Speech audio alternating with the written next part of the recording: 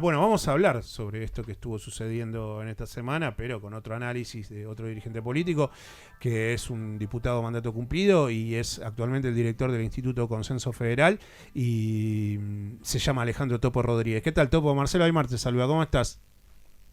Hola, buen día Marcelo, muchas gracias por la posibilidad de hablar con vos este mediodía, gracias. Bueno, nos interesa tu mirada y saber que fuiste como un analista de todo este proceso y de todo lo que fue pasando con el tratamiento legislativo de este proyecto de ley que está a camino de convertirse en ley, que es este proyecto de bases que propone el Ejecutivo de Javier Milei.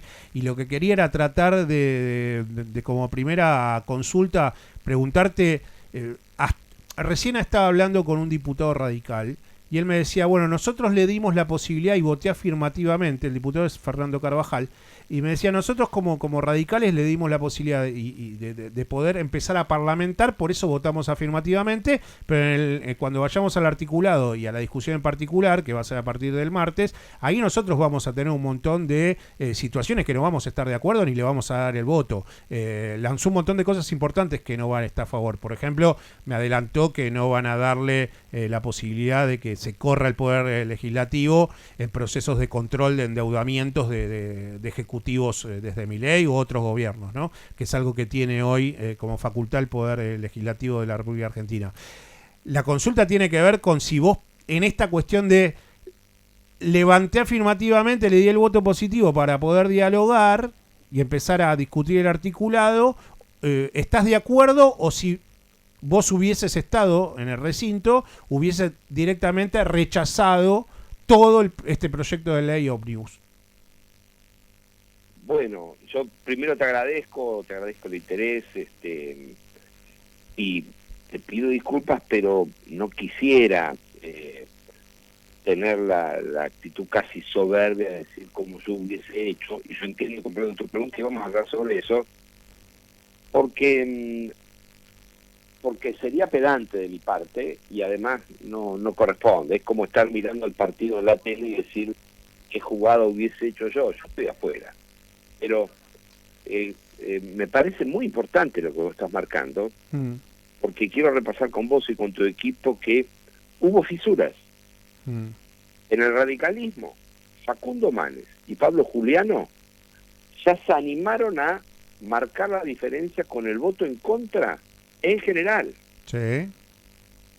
Y a raíz de lo que mencionás de Carvajal, un hombre al que respeto, muy coherente, un hombre de Formosa, a raíz de lo que mencionás de Carvajal, quiero que recordemos juntos que en el discurso de Facundo Manes puede haberse producido el inicio de un cambio que va a traer tensiones adentro del bloque del radicalismo respecto de las facultades delegadas.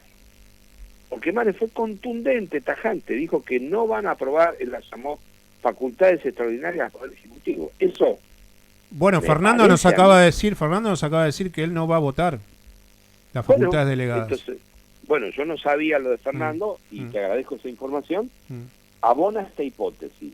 La posición de Manes en un discurso muy bien centrado y poniendo el eje en un tema que es caro al interés y a la cultura del radicalismo, que son las facultades delegadas y la división de poderes, marcando tajantemente que no van a acompañar facultades delegadas, pone, me parece a mí, un interrogante acerca de qué va a ser el conjunto del radicalismo.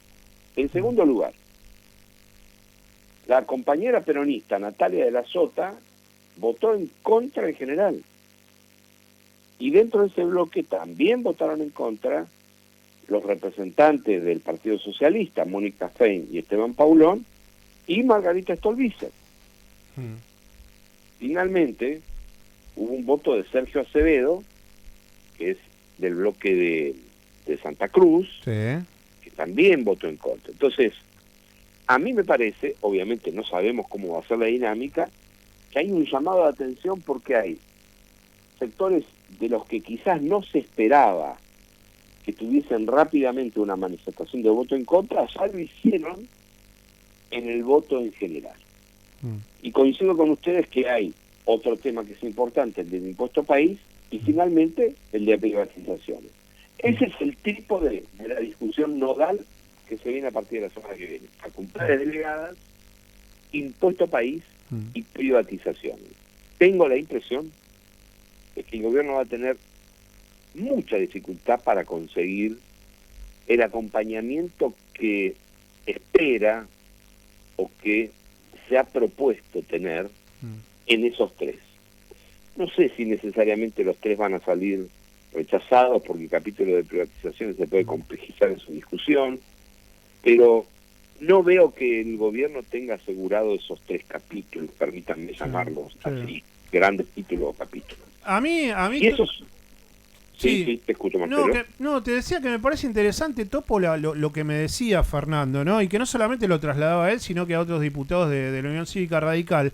Porque cuando yo le pregunté eso, me dice, bueno, y por eso lo habla abiertamente, me dice, no, nosotros preferimos votar afirmativamente porque quisimos darle la posibilidad de parlamentar, porque es un gobierno que tiene 50 días al frente del Ejecutivo. Y yo contraponía con lo que yo pienso, ¿no? Que yo creo que esto debe haber sido rechazado en su totalidad por la dimensión del articulado, por un montón de cosas que se metían ahí adentro, que tiene que ver con articulados de lo penal, lo laboral, el proceso de endeudamiento, las privatizaciones. Entonces, para mí, yo hubiese votado negativamente si hubiese estado ahí en el recinto porque no podés avasallar con un cambio de características constitucionales. Pero bueno, también... Yo coincido con tu opinión y permitime, sin hablar de lo que sería un hipotético voto, de eso no voy a hablar, pero sí quiero compartir con vos la misma visión que vos tenés, la comparto 100%, y es la siguiente. Me parece que Argentina no está para avalar proyectos de refundación de la nación. La refundación de la nación habrá que dejarla para una etapa en la que quizás haya acuerdos nacionales profundos. Lo que Milei quiera refundar la nación con una ley me parece un despropósito. Y desde ese punto de vista a mí me parece razonable que se le ponga o que se le hubiese puesto un freno en general. Escucho y disculpame la interrupción. No, si en realidad lo que quería era describirte esto que nos termina sucediendo cuando también lo que termina, y te corro un poco y para finalizar el episodio y pasar a otro lugar, Pichetto termina siendo el fiel de la balanza, creo, desde mi punto de vista, por experiencia, pero también porque es en su discurso termina describiendo todas las posibilidades de acuerdo truncas que tuvo la República Argentina en estos últimos gobiernos y que a su vez él como político tuvo que transitar y dando a entender, o por lo menos la lectura que tuve yo, bueno, diciéndonos, yo tuve que levantar la mano en ejecutivos que no estaba de acuerdo y eso después tensó tanto la situación que por eso me pasé tal vez a otro partido. Hay toda una cuestión de un laberinto que termina describiendo él en sus años de político, que lo pone en un lugar relevante en la discusión en el recinto de ayer, pero que también habla de la decadencia de todo el sistema político por no poder acordar, por no poder dialogar.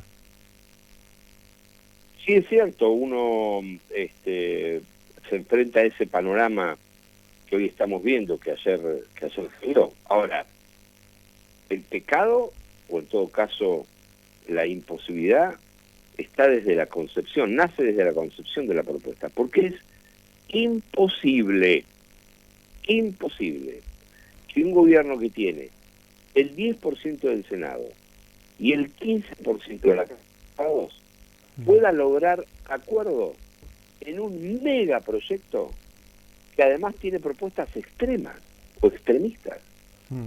Es imposible.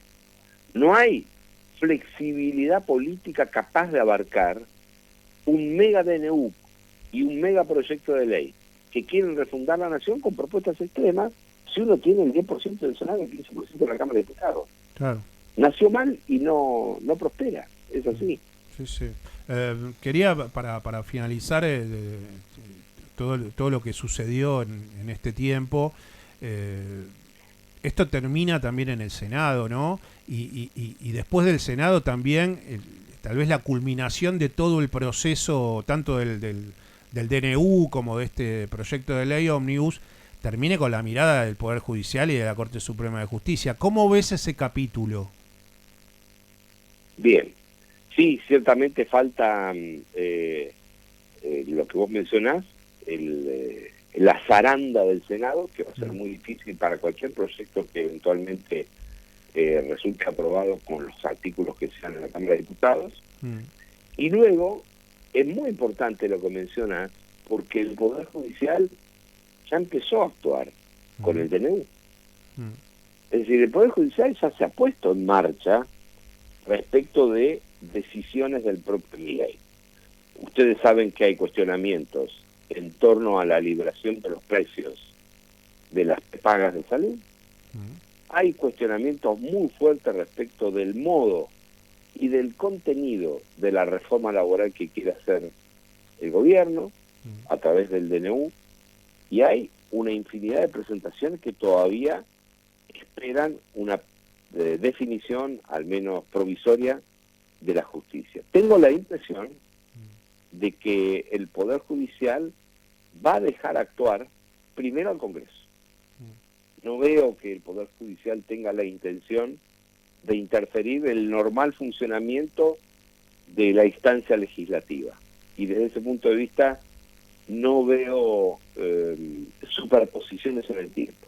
Ahora, lo que suceda después no va a depender solo de la iniciativa del Poder Judicial, sino también del entramado de actores que movilicen sus propias pretensiones frente al Poder Judicial ante una ley que empezó mal, que va mal y que va a terminar mal.